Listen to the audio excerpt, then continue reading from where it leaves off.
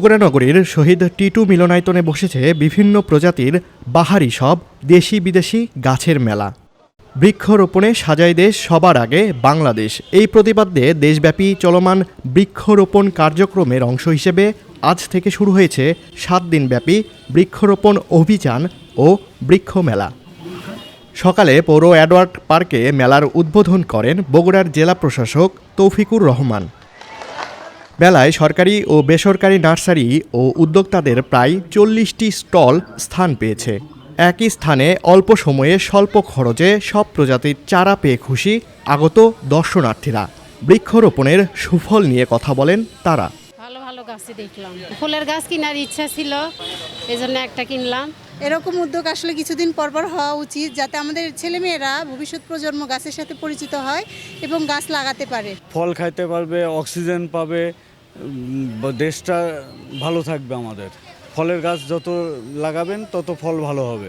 কৃষিকাজের জন্য, বাগান করার জন্য যা যা লাগে মোটামুটি আমি সবই নিয়ে আসছি, যেন একজন কাস্টমার সব কিছু এক জায়গায় পেয়ে যায়।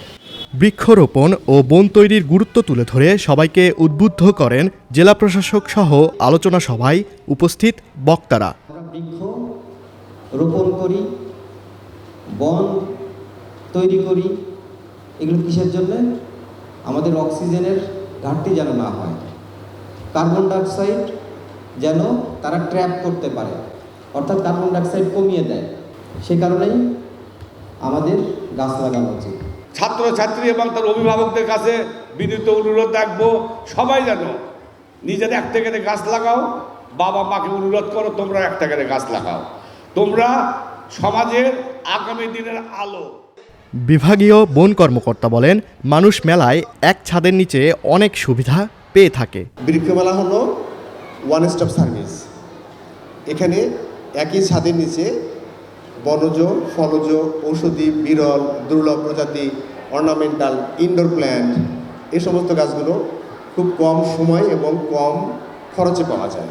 তুমি পড়ার টেবিলের সামনেও একটা ছোট্ট সবুজ রাখতে পারো, ঘরের এক কোণেও তুমি সবুজ রাখতে পারো। সেটা তোমাকে অক্সিজেন দিবে, তোমার মনকে স্বতঃস্ফূর্ত করবে, তোমার দৃষ্টিকে সতেজ করবে।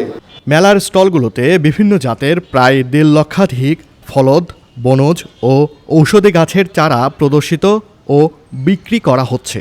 দর্শনার্থী ও বৃক্ষপ্রেমীরা মেলা থেকে কম খরচে ও সহজে ছাদ বাগান এবং পারিবারিক বনায়নের জন্য পছন্দমতো গাছ সংগ্রহের সুযোগ পাচ্ছেন। বৃক্ষরোপণ অভিযান শুধু মেলায় সীমাবদ্ধ না রেখে রূপান্তর করতে হবে সামাজিক দায়িত্বে, এমনটাই মনে করছেন মেলায় আগত সাধারণ মানুষ। রাহেনুর ইসলাম, দৈনিক করতোয়া, বগুড়া।